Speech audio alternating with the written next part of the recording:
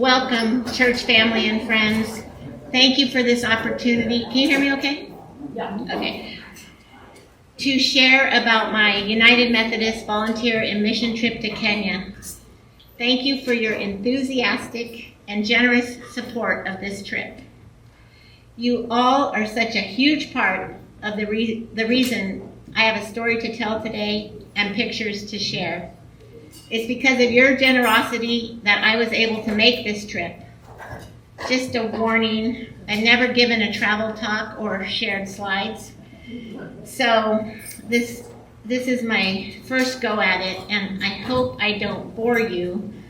Personally, whenever I watched a travel slideshow, I wanted to be on the trip, not watching somebody's slides. So I was always like, oh, I wish I was there.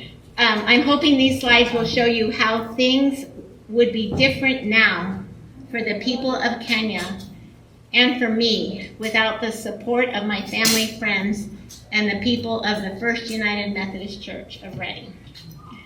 Here's my plan for sharing this adventure with you. I'm going to talk a little bit, then Rhiannon's going to go through the slides. I'll explain what happened, what we did in Kenya, and try to tell you, then I will try and tell you how going on this mission trip changed my life, affected me in ways I could have never imagined because I wasn't expecting it and I had never experienced it before. So first, the slideshow. The slide that's up there was the mission covenant that I signed, and I've always heard about people that have gone on mission trips, and I've always been sort of like, I don't know. I've supported other people's mission trips, not through the Methodist Church, but just knock on the door. I'm going on a mission, when they come to your door. And I was nervous about it until I got involved with this one, because it's my personal belief that there are many paths up the mountain to God, and God loves all of us, no matter what your religion or beliefs. So I knew I would not ever feel comfortable participating in a mission where the goal was to convert people to Christianity.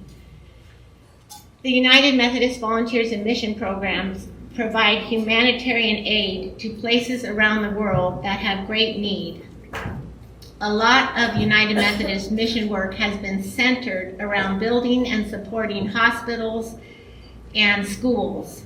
When I read and signed this mission covenant, I agreed to these statements: that I would respect the religious views of the hosts and the people of the host society, realizing that different people have different expressions of faith, accepting the ministry that is going on in the area, being patient, tolerant, loving, and working with a servant attitude. When I read that and signed it, I knew that this mission trip matched my beliefs perfectly. I was excited to sign that, so I think I'm a Methodist. So, the mission was sponsored by a team from the Oregon-Idaho conference, so when the generous donations from First Church began pouring in, it was a concern how I would get your donations from Reading to Portland, where our flight from Kenya originated.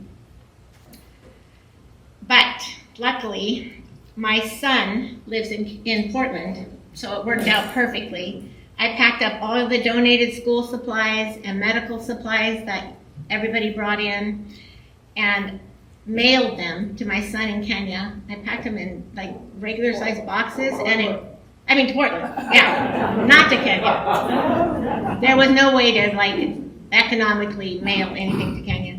And so I mailed them to Portland, and the day before our team left for Kenya, my son dropped me off at Portland United Methodist Church, and our team packed.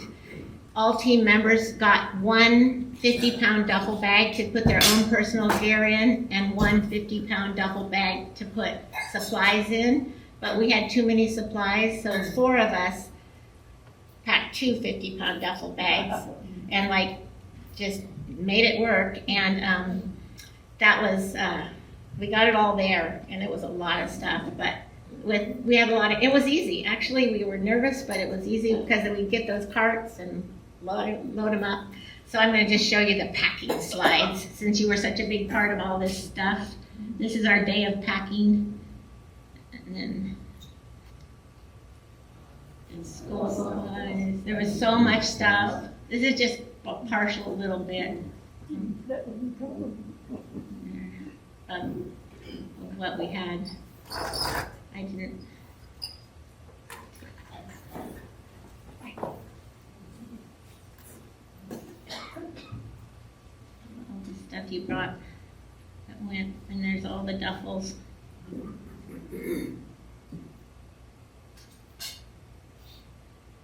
And there was like, we lined them up and they took up a whole room.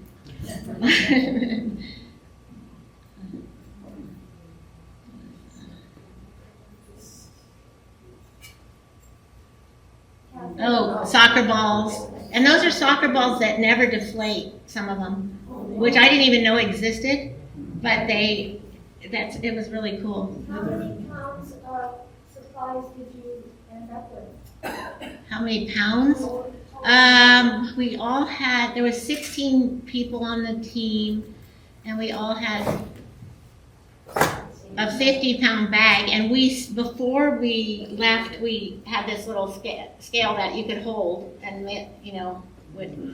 we weigh all ours, so we didn't get up to where you turned it in and have to pay extra. And we actually were all, because we were on a mission trip, we were allowed 3 bags each, so that's how we were able to. But nobody really wanted to deal with 3 bags, but 4 of us did. So that was, this is, right before we left the airport in Portland, we found an African restaurant. African themed restaurant, so we took our picture in front of it. So that's my friend that invited me on the trip with her team from Oregon, Idaho. We went to high school and college together, so it was fun. So, all right.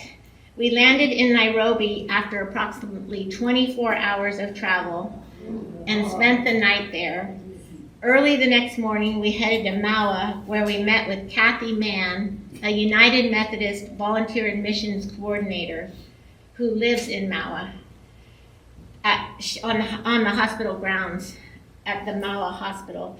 The Maua Methodist Hospital is located in the Maua Township, and it's a hospital.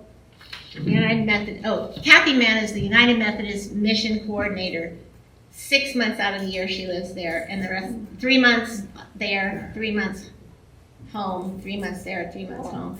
And then teams come in all the time, and she coordinates, arranges for projects for United Methodist mission teams, and takes care of all the logistics to make the projects successful. The amount of monetary donations, this is interesting to me, that each mission team is able to raise determines which project that you get to do when you get there.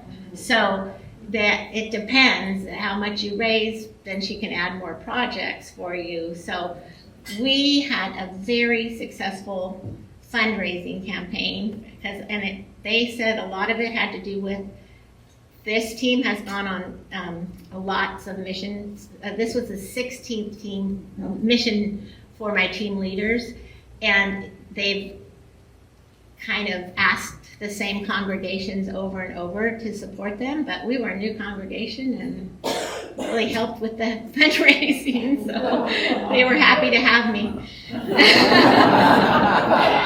So all projects are funded by each mission team. If your team raises more money, you get to do more projects. Our team's fundraising was extremely successful because of you guys, and they had good fundraising too from their Oregon, Idaho conference. They were really happy with it. So they kept calling and saying, you can do more, we can do more. So she had it ready for us. This is our team right when we got to our Nairobi, the place we stayed one night in Nairobi, and we're all kind of a little out of it. But if you think that you're too old to go on a mission trip, these are my team leaders who have gone on 16, 75 and 71, retired Methodist pastors. She's a retired Methodist pastor. Almost everybody was in their 70s. She's 81. She's my roommate. So, you're not too old. So I love that part. Our first projects were on the hospital grounds and at Mount Methodist Hospital. It was established in 1928 by Methodist missionaries. Oh, that's our hotel. Yeah, I should watch a little bit. You're counting for me, so I forgot. We didn't practice this. Okay, yeah. That's Kathy Mann. She lives on the grounds. Oh, if you notice masks, one person had to drop off the team the night before because she got COVID, and 3 people when we got there tested positive within the day or so. We followed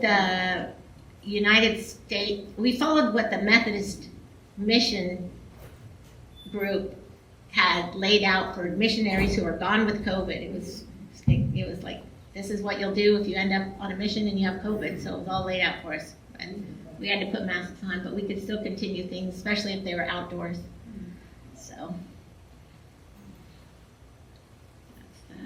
this is the projects where we were in the hospital and working on the hospital grounds. Our first projects it was established. Mount Methodist Hospital was established in 1928 by Methodist missionaries.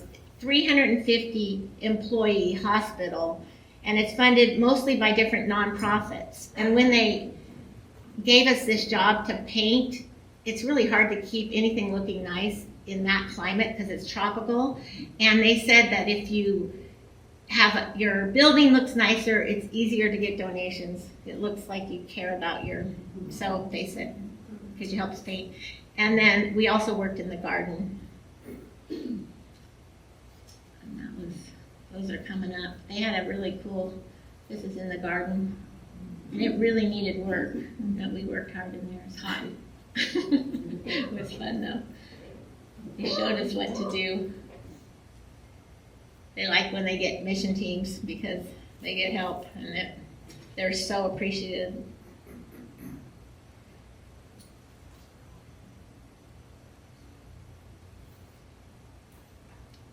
Okay.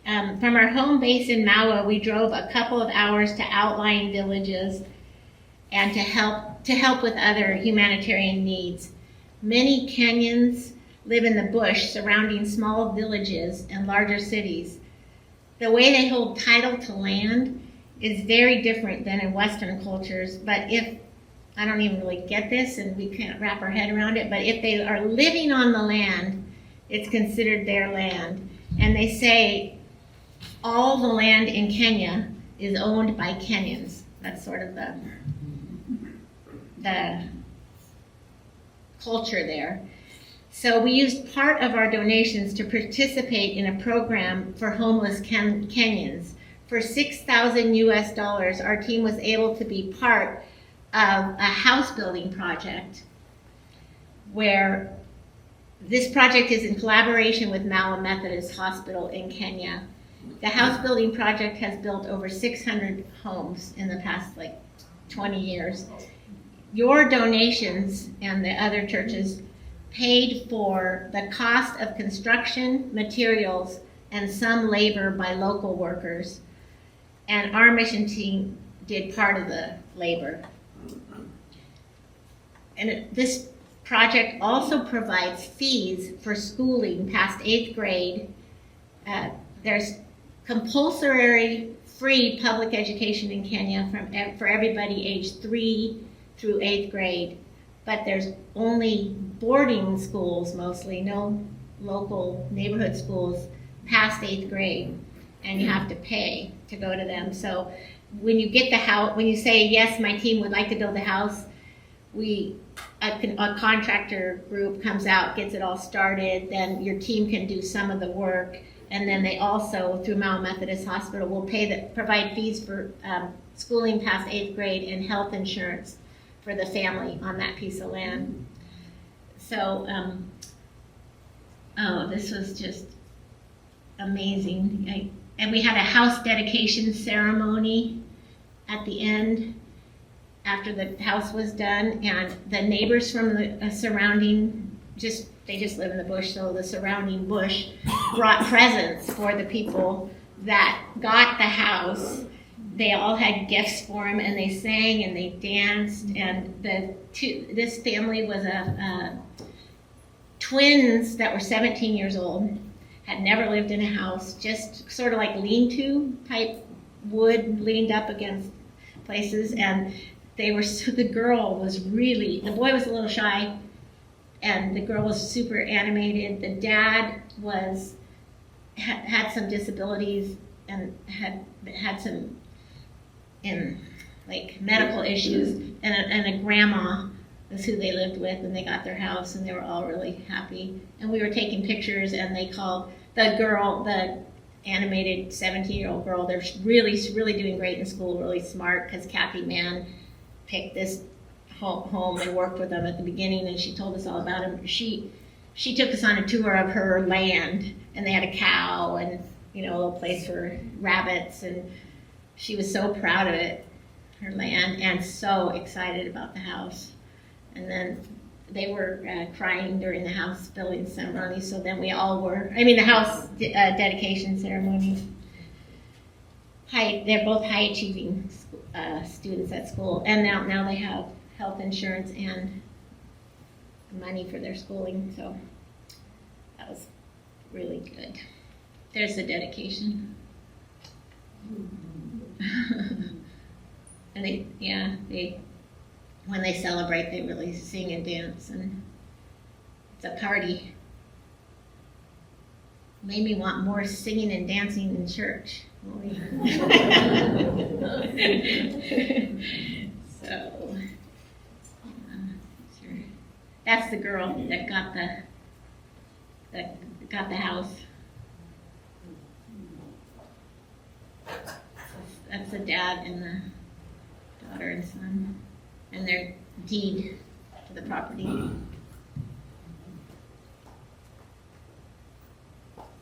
And there's our team. I think that was like Be Silly picture or something.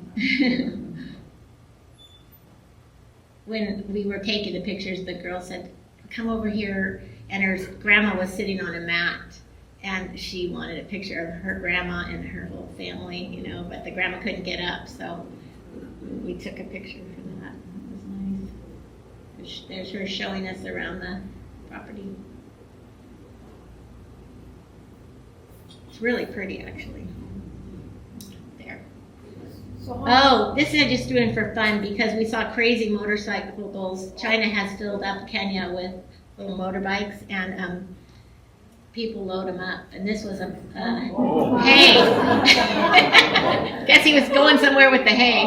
That was right by the house that we were building. We saw one that had like a love seat size couch on the back of it with a person sitting on the couch going through town, and we were all trying to get our cameras and we couldn't, and then somebody said, "Oh, we'll see another one," and we did, but we couldn't get our cameras for that either.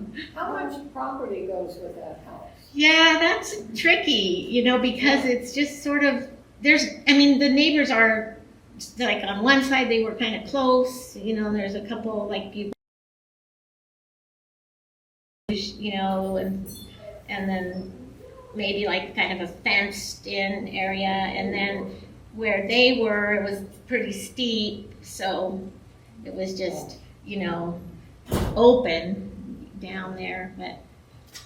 Well, when you and I were walking one time, I asked about the toilets, and so I wondered if there's running water in the house because you build the house, but then they have like.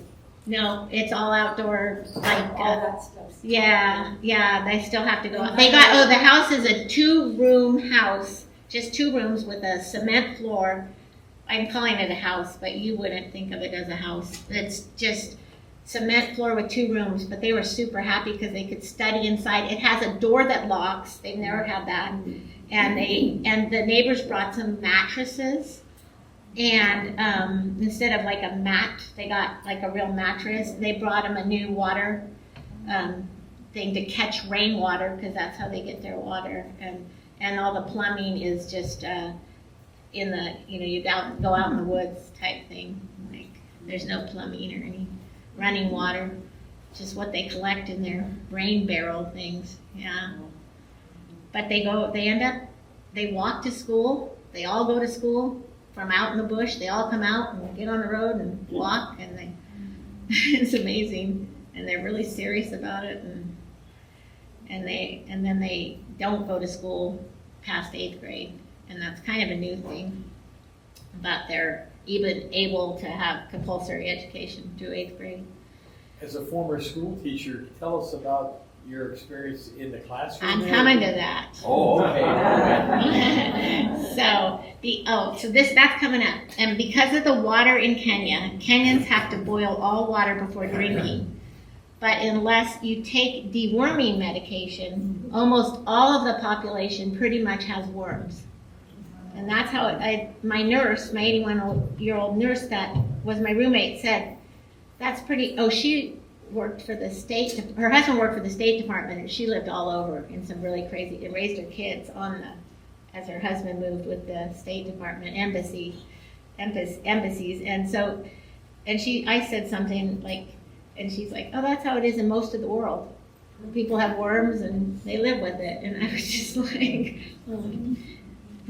Anyway, we got to, because of, the donations, we were able to give twice as much worming medicine out. We had 2 schools set to get their deworming medication that needed it 6 months.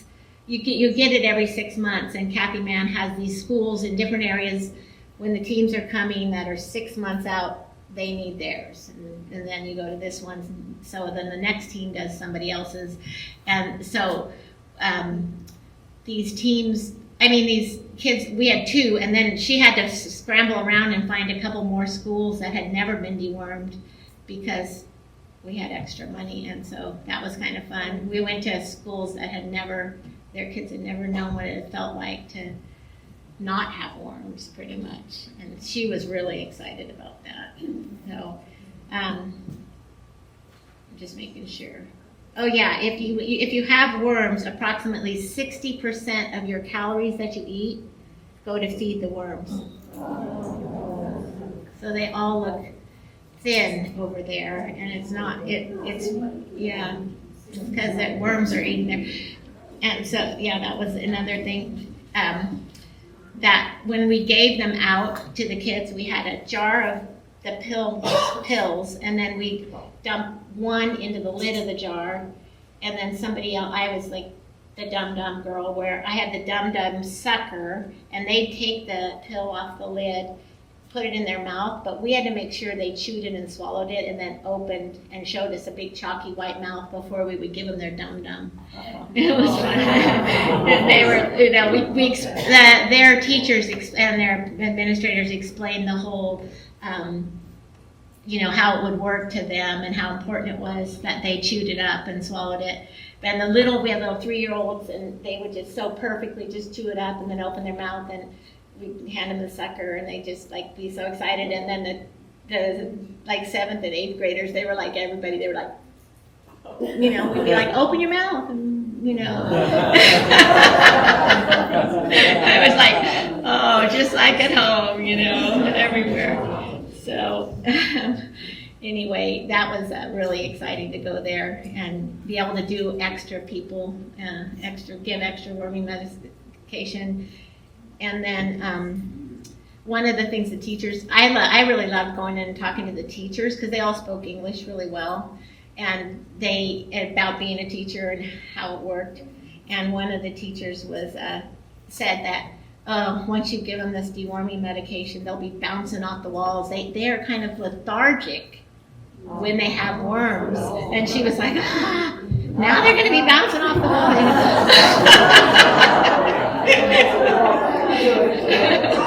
I know. It was cute too when the director was up there talking. Their principal or whatever was telling them what to do. He was trying to describe, and he's like, how you feel, and you have something, and they were all laughing, and our team was looking at our team leader going, why are they all laughing? And he's like, he said fart.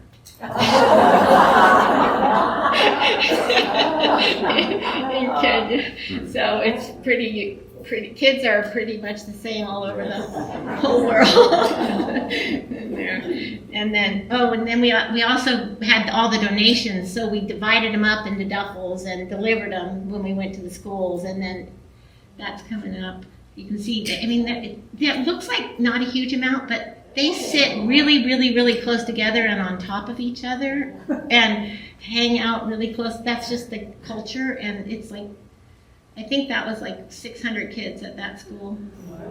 And it really shocked me too. The classrooms had nothing in them except like turn of the century or prior to turn of the century wooden, that looked like benches were their desk, and then a bench. Oh, that I took that picture because they were so cute. Yeah, it was. They had nothing on the walls really. They had our black and white composition books.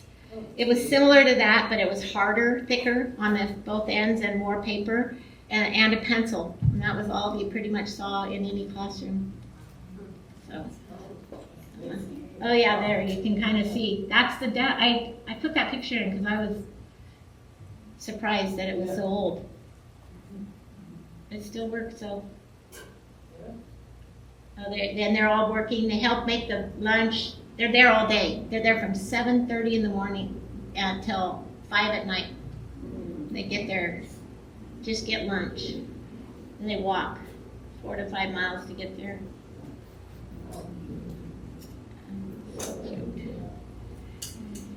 Okay. Oh, that's the part. I don't know if you can. This is when we were handing out the. Oh no, not yet. I mean, yeah. Is that the? Yeah. Did it not work? Okay, that's all right. It's really funny when we were showing them. The leader was like holding up the crayons, holding up the paper, holding up the pencils, and they would cheer. They would just sit there. They would just cheer. They're so happy. Crayons, felt pens, everything you guys gave, and they were just so excited. And then he got to the soccer balls, and they just went wild. And there's like they were so happy. And when we saw them before on the playground, they were just like sticks and rocks and weeds, and that's what they played with. And then they get these, once in a while they get them, and I'm sure they're just like at our schools, don't last forever. So another team, that's just one of the schools was more from a more wealthier area, you could tell. Okay, this is the next part, I think. All the schools, they wear uniforms?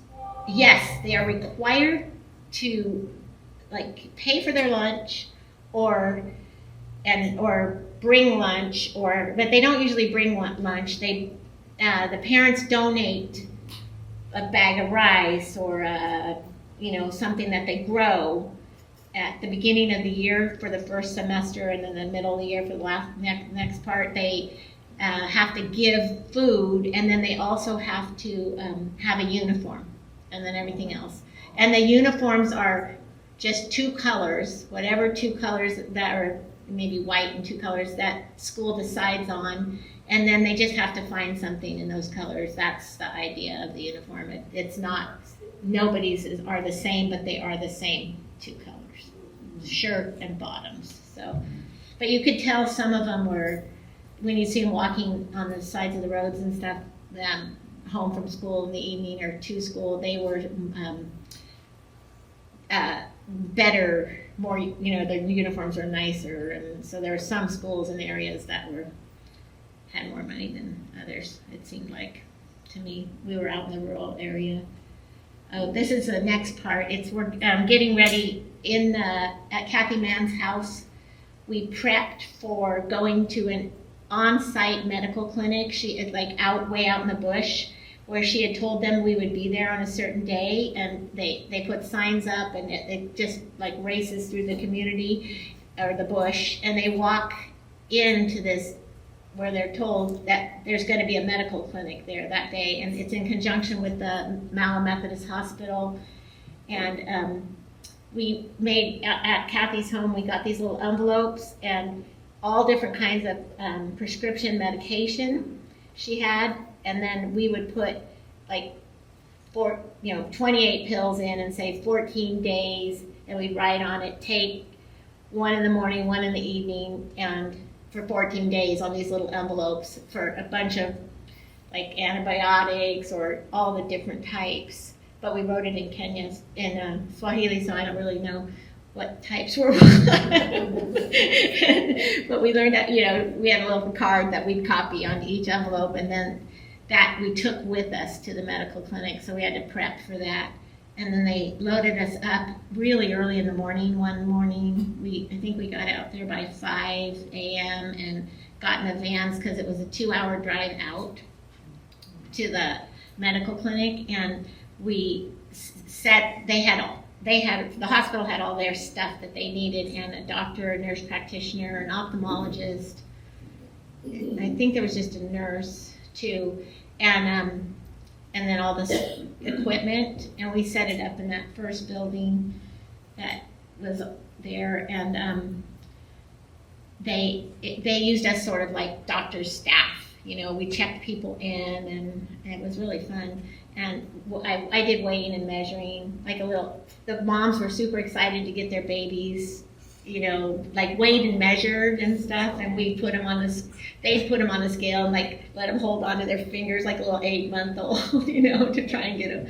And I did that station for a while, and then I worked with the ophthalmologist next to him, and he would hand a prescription for, that was setting up, getting the pills ready. But he would hand me hand the person a prescription for readers is all. They don't have any, unless they had some sort of eye disease, they got a real prescription. But he would give them an eye test for readers, and then our team leader had gone to a bunch of different dollar stores in Oregon and got these big plastic bags of 0.5 to 3.0 dollar store glasses that they used to put on the racks in the dollar store and sell them for $1 each. But we were full of a variety of, and so we sorted them the day before into 1.0, 1.5, like that.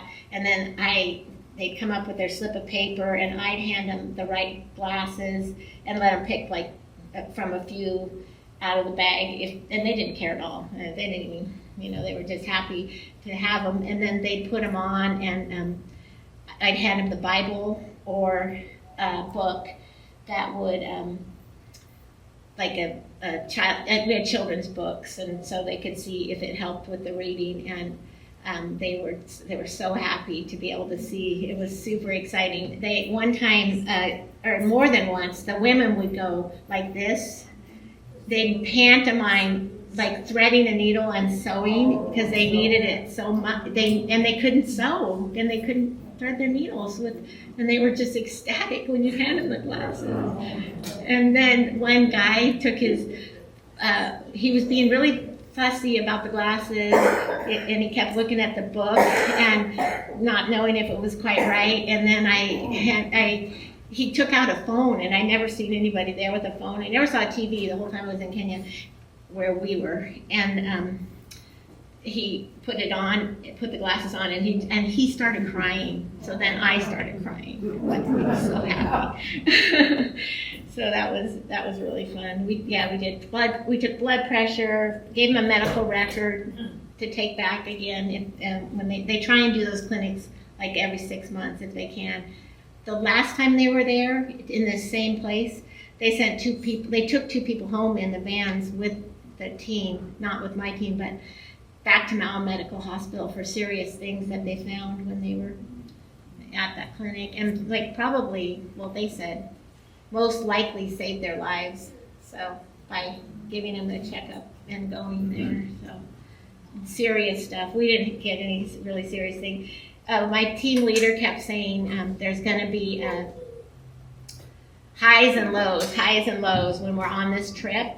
And this is, I'm not sharing very many of the lows, but this I'll share with you because we had a line all day and we were going as quick as we can. It was the doctors who helped, had to take the time that made it a little bit slower. But at 4:30, they said, shut the door, and there was still a line, and I had people in line for glasses, and they're like, and Kathy Mann was like, no, we're done, shut the door. And it was like, that was a low, hard, and it was because you can't drive on the roads in Kenya at night in the dark. It's absolutely, they do, and people get killed just nonstop, but they are team leaders, and the hospital and everybody you're not going to be. So we did as many as we could, and she's like, we'll be back, relax, it's going to be okay, they'll get another. But it was like, we were all really like, there's people in line, But it was still a really good day for being out there. Let's see, I'm just making sure I got it all. Oh yeah, they walked up to 5 miles, some of them, to get to that clinic. Okay, dollar store glasses. Yeah. All right, then we spent a whole week it's called Mara Town. That's where the hospital was, and we went we packed up and we went to a new place out in a different part of Kenya. And it was about a 4-hour drive to another village near, it's spelled Kaaga, I think it's Kaga, and it's still in Meru though. And on the way we stopped to visit a Methodist biointensive agricultural training center that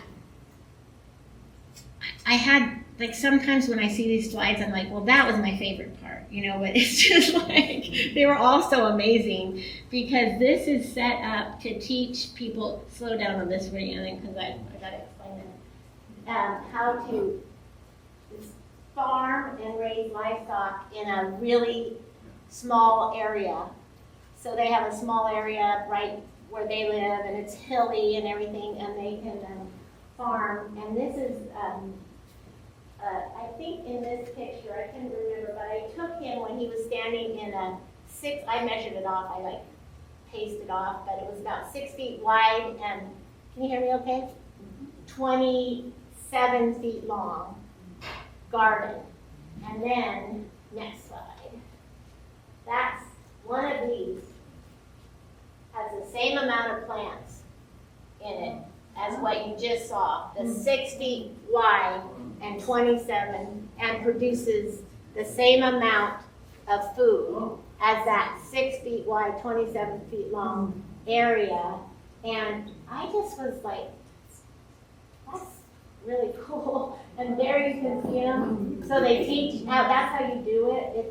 It's bags, and some of you probably had heard of this before, but I had never heard of it, and I was super impressed with the whole thing, but especially that part, because it uses, I'm going to just redo the facts about,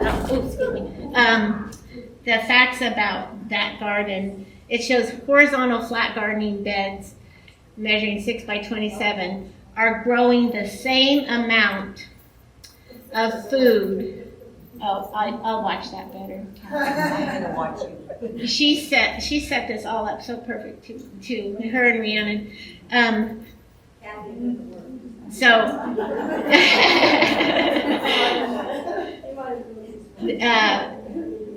These vertical kitchen gardens has less weeds, use only 20 liters of water a week, 5 gallons, maximize space, allow diversity of crops. This type of gardening can be done with people that live with disabilities. It's best when you're trying to do integrated pest management, because they've taught which plants should be by each other or which, and then and it's good for organic farming. And they also had animals on there and lots of different ways they teach people different things about the animal. There was too much. It was just too much for my brain, but there was so much going on and every single thing that they work on at that farm had to be biodegradable, sustainable, go back to the earth. There's like no waste. Everything returns. If you want to Google that biointensive Methodist farm thing, it's really it was a really amazing part of the trip. And so we supported that. I took a picture of that because that's the animal the team donated last time. Every time they go, the team gets an animal, the mission team, and donates it to the biointensive farm. And so we have one coming up that in one of the next pictures coming up. So we were invited to go to church services, and they're like 4 hours long, and they're way out. We went way out to get to this one in a village, and it was 4+ hours, and it was full of singing, dancing, prayers, great sermons by each of my leaders or pastors. They gave like a short sermon, and also because most of the people do speak English. Most of the adults speak English and Swahili, and it was lots of dancing and prayers. And during the offering portion of the service, church members brought in live animals into the church and auctioned them off, and then donated the proceeds to the church. So, and they brought milk. Oh, yeah. I was trying to see if it was. Yeah, I shouldn't have had you do that. They sang and danced like through the whole service. So each group, they had the men's group would come up and sing and dance, and then the children, the women, the teenagers, and then they had a good sound equipment in that church, and so it was fun. Yeah, I wouldn't. That's just we're just doing still shots. That's just with my silly little phone that I got all these. We had a real good photographer on the trip, but I have not an iPhone, and so I was like out of the loop. So I have an Android. I haven't been able to make the switch. But the church service was really, and they just were so happy to have us. Oh, we bought the goat. When they auctioned it off, it was all pre-set up, like staged, but we bought the goat and then gave it to the biointensive farm. And it was funny because they loaded it into like a hatchback. after it was then after the service, each we were given a traditional blanket. I have it back there. Each member of the team, they had that for us. And then they had a beautiful lunch for us already, the whole church. So that's where they're auctioning off milk and chicken. That might be the chicken.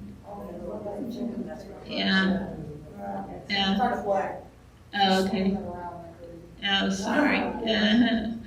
But they, and then that was the lunch, the people who did the lunch for us.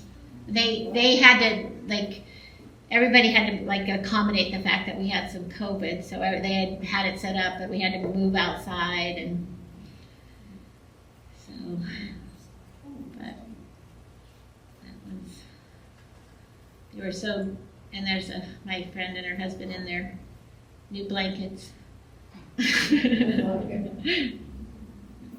They're like a special thing that people go and get at Kenya. They're made in Kenya, and people like to bring them home as gifts and stuff. You can see them all in their blankets.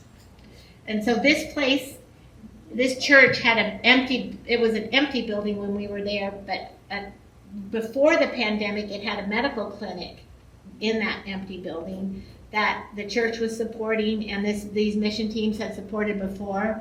And so they had closed it down during the pandemic, and it wasn't scheduled to be reopened. So we, as a team, got to help decide, with extra donations what we wanted to do, and that was, we opened that medical clinic for 1 year, paid 2 employees' salaries, a nurse and then an aide. So for a year of so that's back to the village, which they haven't had anything, not anything for since the pandemic, anywhere to go without really long, really far away hours. So our last mission project, now we're on that, was at a children's home. Daniel Kibbe met a Methodist from Houston, Texas. She was traveling to Kenya on a mission trip. They fell in love and got married. About 20 years ago, it was her dream to begin taking in children that were abandoned on the streets of Nairobi. So they started work to build an orphanage on his property. He had the property and she wanted to take in kids. She was from Houston, a Methodist church in Houston, a big one. And they take lots of mission trips over there, and so she had met him, and then they built this orphanage, and they had just added a new wing, and we went in and sanded the new wing and painted. It was fun. We sang while we did it and danced, and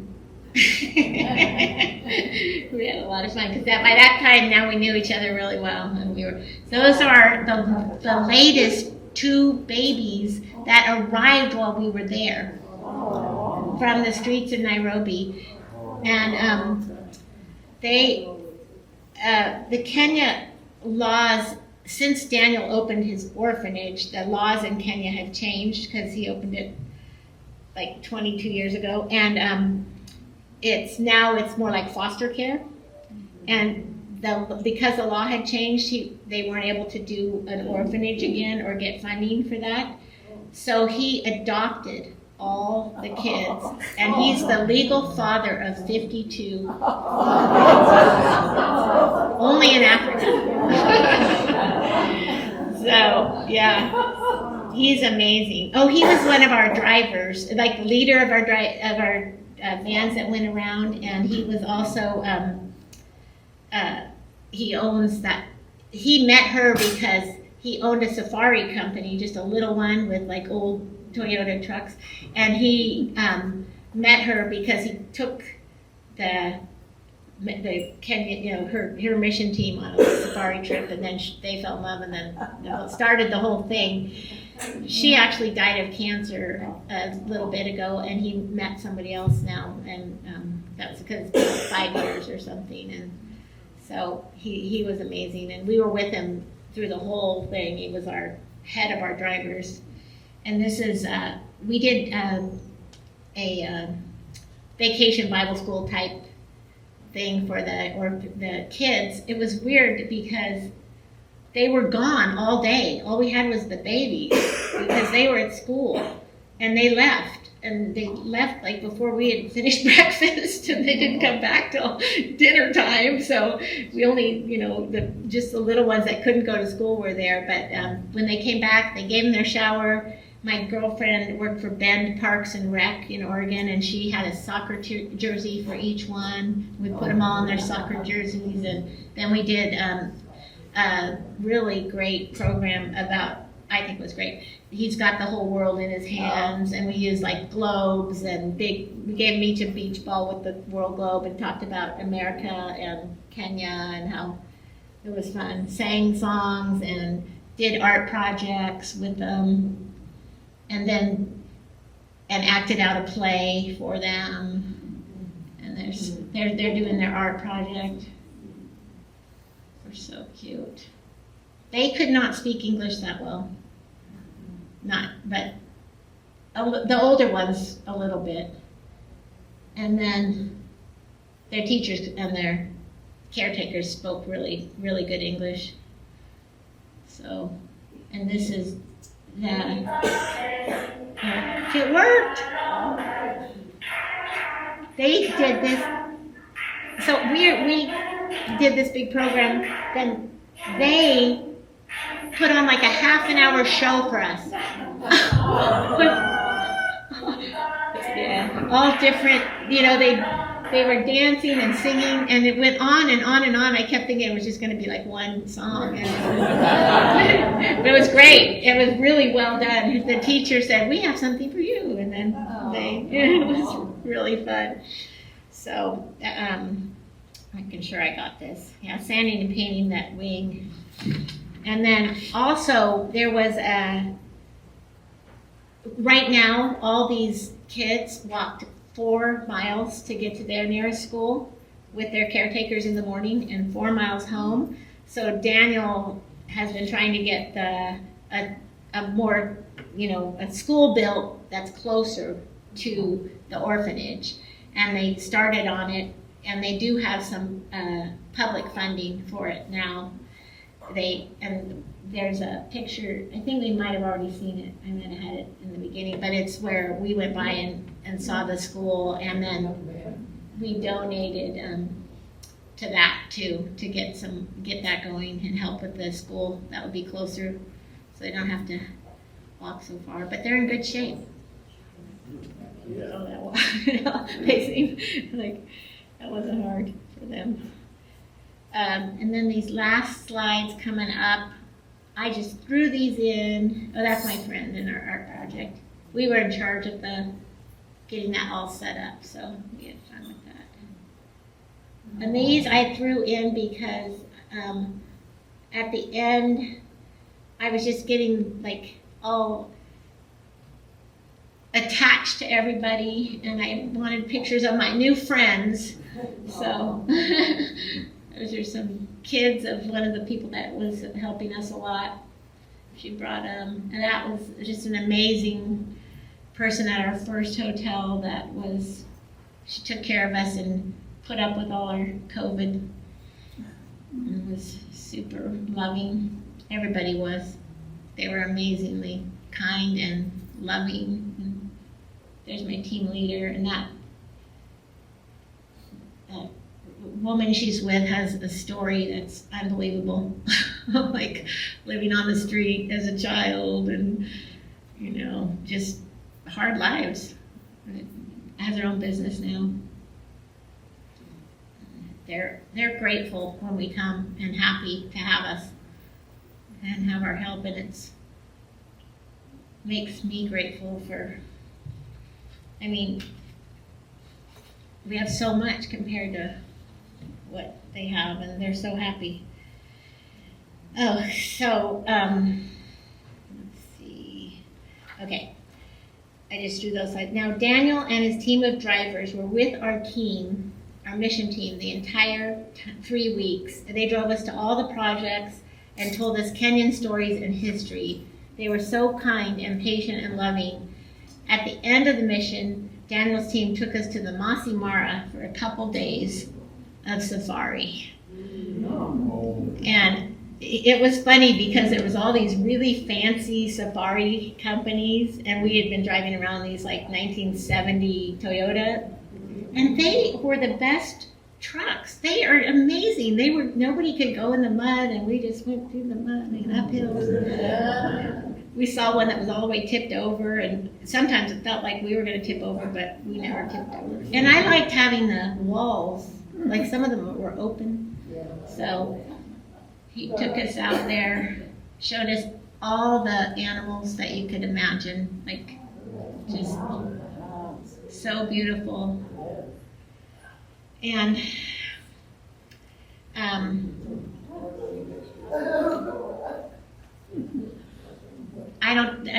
the guy with the really good camera, I did not get his pictures, so these are with my phone, but you can see that I saw them.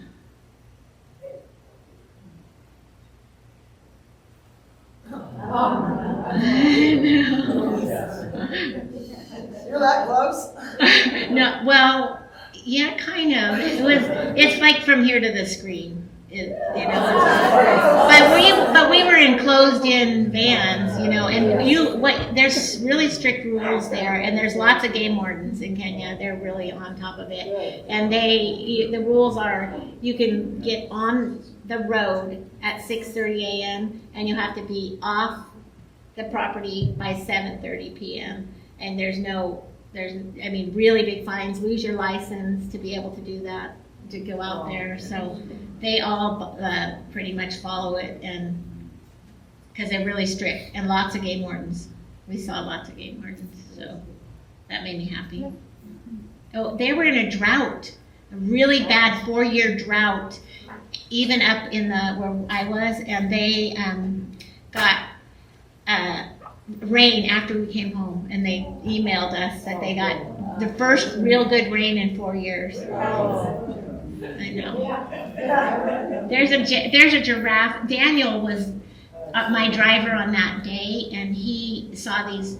He kept seeing these beautiful pictures because he could just, and he was so proud and loves his area, and loves taking people out there and showing them. And he stopped for that, even though it was past 7:30.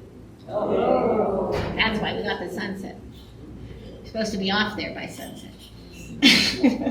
But he'd be like, "Oh no, you have to get this. It's a good picture." So now there's Daniel. And so, all right, now for the life-changing bit that I said I'd tell you about. It was 6 months ago that I was standing in front of you at church. I'd always known that I'd wanted to go on a mission, one of God's nudges for me. But I didn't really know what people were talking about when they said it was life-changing for them. I will try to describe that to you the best I can. I've always had trouble allowing myself time to seek out activities that bring me joy. For most of my life, I've felt compelled to take care of everyone around me. I have a very codependent personality that I've struggled with all my life. I took Dick Frank's class about life goals at this church. I don't know if anybody else ever took that, but it was phenomenal. And I wrote down all the things that were most important to me and where I should spend my time and energy in those areas. But I continued to still mostly focus on those around me, worrying if they were happy and having a good time. A counselor I went to once asked me, "What does Kathleen want?" And I couldn't answer her, and readily. So she gave me homework and said, "Bring me a list next week." So family, friends, spirituality, and understanding God's love, church, family, music, singing, dancing, theater, those were all on my list, and also my answers to my counselor's question. But despite all this education and trying to be thoughtful about it, I still had a difficult time actually putting it into practice. Even when I would travel, which was supposed to be fun, I would feel anxiety and spend every minute worrying if my travel companions or everybody else was happy. On this trip, I was relaxed, easygoing, joyful. I slept well. I ate appropriately. I was not driven by stress or worry. I laughed more than I can remember, except when I'm with my best friend. I sang, I prayed, I worshiped, I was silly, I was happy. I felt accepted and loved by my mission team members and the people of Kenya. I wasn't anxious. I didn't worry. And then at one point I stopped and had a thought that this was me. And I hadn't really felt like that since I was young. I had had little moments through my life, but it had still been almost forever since I could remember not worrying or feeling worry I couldn't remember being anxiety-free and just being happy where I was and with what I was doing, not feeling like I had to be constantly taking care of others.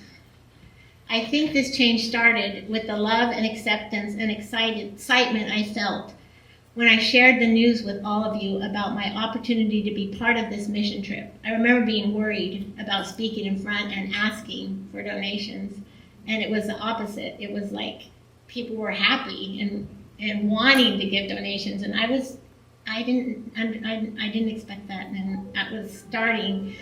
and then grew as I participated in something that was important to me. Being part of the mission team, having a shared purpose, serving and helping people who were really in need, meeting the gracious, loving, generous people of Kenya. Previously, I had the view that there was plenty of good to do in Redding, and if I wanted to do mission work, I should just volunteer around here in my own community. I actually came home from Kenya. I still believe we need to help around here, but I have a different opinion. Going away on a mission trip, there was much greater need in Kenya, and it felt like a little bit went farther there. Just not a lot of help, got a lot more, like the house, the $6,000 and it's a house, that they are really happy to have as a house. Much greater need for essential things that our government provides: clean water, food, housing, medical care.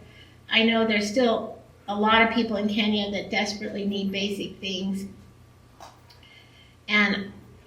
But with just a small amount of money, some of these things can be provided. Because of the different economy in Kenya, the money seems to go farther.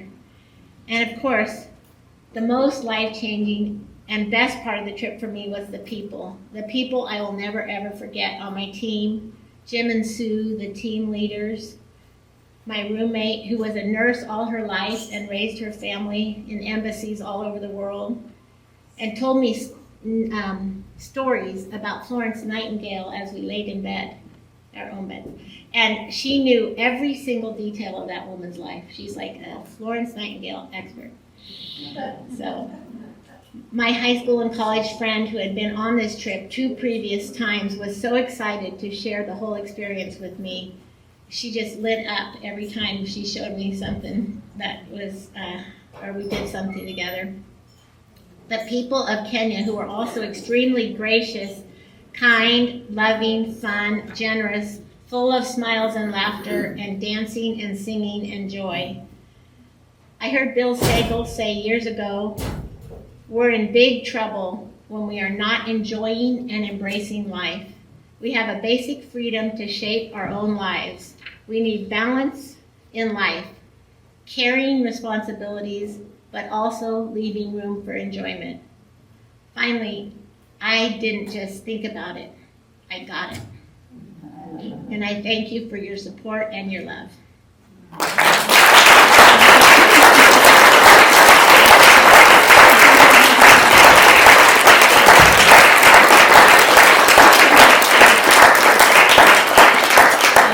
I don't know how long I went over because I was trying to stay with my script, but then I got excited and told you more.